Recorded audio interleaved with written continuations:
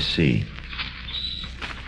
Oh, yeah, while I'm on that subject, let me read you this, will you? It's from the Shreveport Times, 13 January 1956. In the rush from one day to the next, few of us give much thought to what some Americans, men in our armed forces, are doing for their country in these times of boom, prosperity, and peace. The story of Major Lonnie Moore is but one example of many which show an outpouring of courage that deserves more attention than it receives. A native of Houston, Major Moore was commissioned in the Air Force in 1943 at the age of 24. He flew 54 combat missions in B-26 light bombers in World War II and was shot down twice. Both times he evaded capture.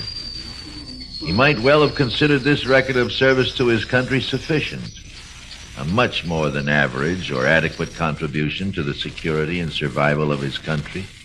But when Korea came along, Major Moore added to his fighting record. He shot down 10 MiGs and became one of the few double aces of jet fighting in that combat zone.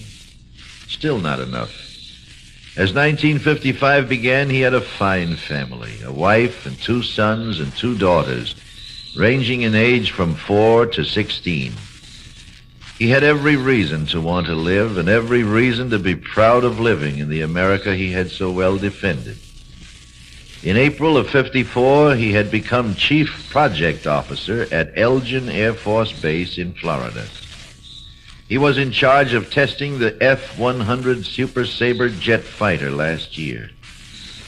Tuesday of the week of 13 January, he was making his first checkout flight in the new F-101 Voodoo jet fighter. It crashed and exploded a few seconds after takeoff. Major Moore was killed.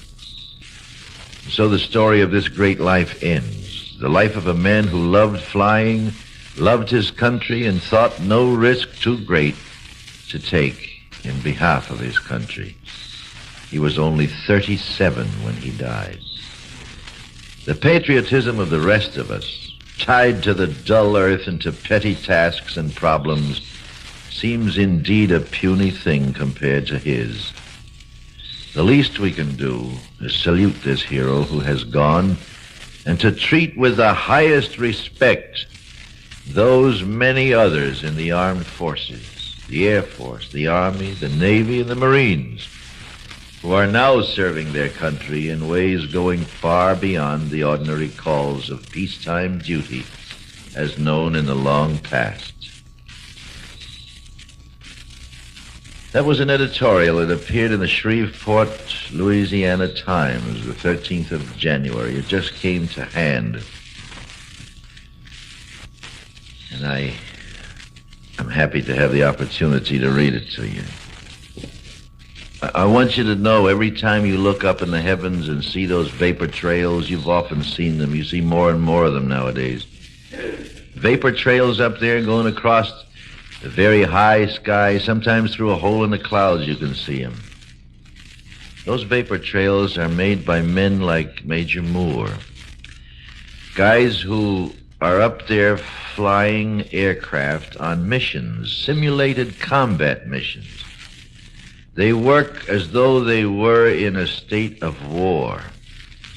They are on the alert all the time. They're practicing their missions. They're keeping themselves physically and mentally prepared for the day they hope will never come, the day when they will be called upon to deliver those bombs. And the reason you and I can sit here in the studio and enjoy ourselves and do whatever we do and use the throughway and sit in the sun in Miami is because we have those men, dedicated, devoted men, who, while we loll around in happy peace, live as though we were at war, to keep us out of war. God bless them.